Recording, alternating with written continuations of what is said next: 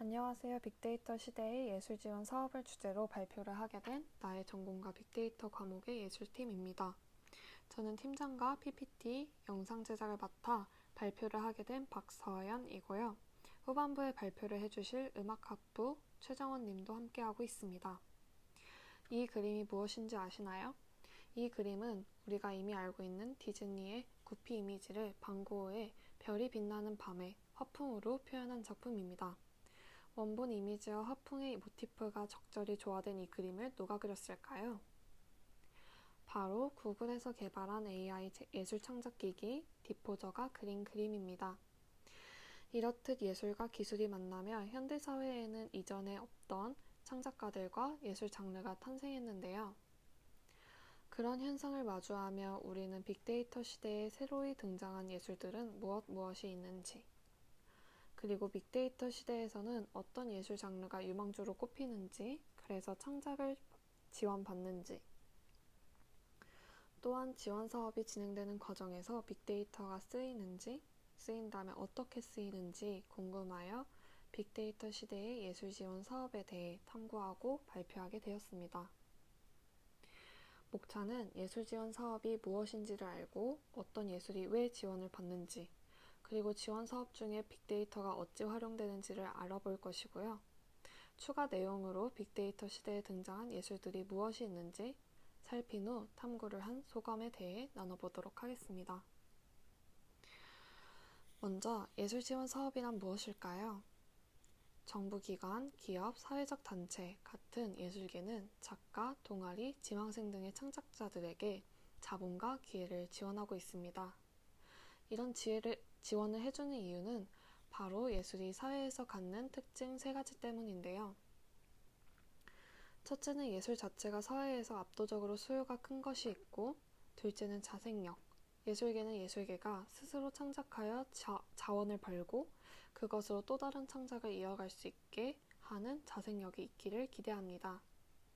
셋째, 예술이 예술 자체의 미적 가치뿐만 아니라 심미적 가치, 복지적 가치, 경제적 가치 등 수많은 부가가치를 생산해내는데요. 이러한 3가지 큰 이유로 예술계는 창작 집단의 예술 지원을 활발하게 해주게 됩니다. 그렇다면 빅데이터 시대에서는 어떤 예술이 지원을 받아 활성화되길 바랄까요? 지원 사업은 보통 하나라고 해도 이로 지원을 받고 싶은 창작 주체는 수없이 많습니다. 이 많은 창작 주체 중 딱 하나의 창작자를 선정하는 방법은 무엇일까요? 그리고 그들은 왜 선정이 되었을까요? 아까 말했듯이 예술은 압도적인 수요로 부가가치를 생산해냅니다. 곧 이런 스스로 가치를 생산하는 능력이 예술계에 자생력을 부여하는데요. 이 셋은 이렇게 서로 꼬리를 무는 상호인과 관계에 놓여 있습니다. 이 스타트가 압도적인 수요인 것을 보아 지원 사업 역시 수요를 따라갈 것이라고 예측할 수 있는데요.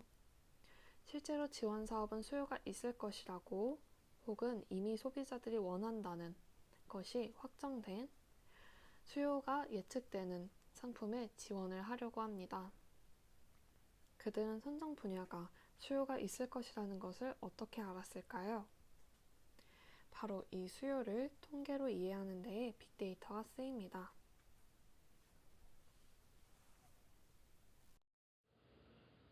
그래서 우리는 이러한 과정 속에서 빅데이터가 어떻게 사용되었는지 구체적으로 알아보도록 하겠습니다.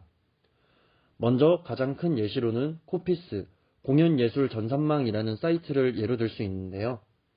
이 사이트는 전국에 있는 문화예술기관에서 각 장르, 분야별로 예매율, 공연 취소, 관람, 공연이나 전시에 대한 흥미도, 검색 기록 등을 기반하여 빅데이터를 활용하여 어떤 공연이 더 선호되고 화제가 되는지 알려줍니다. 이런 통계 자료를 통하여 정부와 지원 사업을 주관하는 주체자들은 어떤 분야의 컨텐츠가 성과를 거두고 대중들이 어떤 장르와 주제를 선호하는지 알 수 있습니다. 다시 말해 이 빅데이터 통계를 이용해서 소비자의 니즈를 지원하는 주체자가 해당 분야에 관련된 지원 사업을 이 통계를 통해 근거로 삼아 기획, 추진하는 과정을 겪게 됩니다. 이런 비슷한 과정으로 추진되고 있는 프로젝트가 있는데요. 또 다른 예시로는 대학로 연극문화벨트 조성 프로젝트가 있습니다.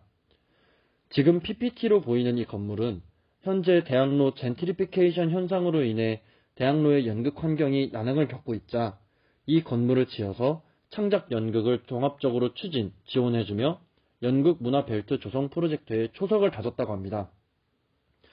연극문화벨트 조성 프로젝트가 시작되게 된 계기는 국제현상 설계 공모전을 통해 시작됐다고 알 수 있는데요.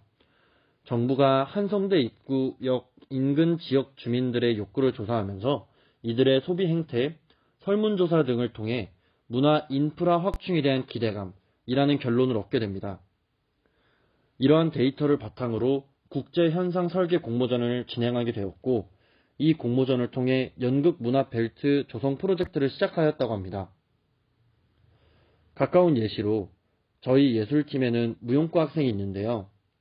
그 무용과 학생에게 굉장한 이슈가 되었던 한국현대무용협회에서 진행하는 페스티벌, 메이킹 필름 이벤트에 신청하는 방법이 빅데이터를 이용하는 방법과 큰 관련이 있다는 것을 알 수 있었습니다. 메이킹 필름 이벤트의 선정 방법을 보면 좋아요 수, 리그램 수, 태그 수, 조회수, 심사위원 점수를 포함한다는 공지가 있는데요. 이런 SNS를 이용한 것 또한 흔히 빅데이터에서 사람들의 관심사, 트렌드를 파악하는, 즉 브랜드 평판을 판단하고 순위를 매기는 과정에서 쓰이는 빅데이터 과정을 사용했다고 할 수 있습니다. 이렇게 예술의 빅데이터를 접목시키면서 빅데이터 시대에 어떤 새로운 예술이 등장하였는지 살펴보겠습니다. 먼저 예술이 빅데이터 시대를 만나면서 지금 PPT에 보이는 새로운 직업들이 생겨났는데요. 이 직업들의 공통점은 빅데이터와 AI를 기반으로 두고 활용하였다는 것을 알 수 있습니다. 먼저 디지털 큐레이터를 살펴보겠습니다. 디지털 큐레이터는 사용자에게 가치 있는 정보를 큐레이팅하는 일을 하는데요. 이 큐레이팅하는 것은 비단 일반 정보뿐만 아니라 전시를 대체할 만한 큐레이팅을 하기도 합니다. 그 예시로 널 위문 픽스, 즉 널 위한 문화예술이라는 유튜브 채널에서 선보인 큐레이팅인데요. 최근 코로나로 인해 많은 전시들이 취소됨에 따라 인터넷, 유튜브에서 공유되는 여러가지 현대무용, 애니메이션, 다큐멘터리 등의 영상 콘텐츠를 기반으로 하나의 전시를 큐레이팅하여 사람들에게 새로운 전시 공유를 했던 사례가 있습니다. 두 번째로 AI 디자이너에 대해 살펴보도록 하겠습니다. 실제로 상명대학교 강정현 교수의 특강에 실제로 증강현실의 발전 속도에 비해 필요한 이미지가 부족하여 엔지니어들이 많은 어려움을 겪고 있다고 하였습니다. 이런 엔지니어들이 필요한 이미지를 디자인하는 사람들을 AI 디자이너라고 하는데요. AI 디자이너들은 증강현실 엔지니어가 필요한 이미지와 소스를 디자인한다고 합니다. 세 번째로 홀로그램 전문가에 대해 살펴보도록 하겠습니다.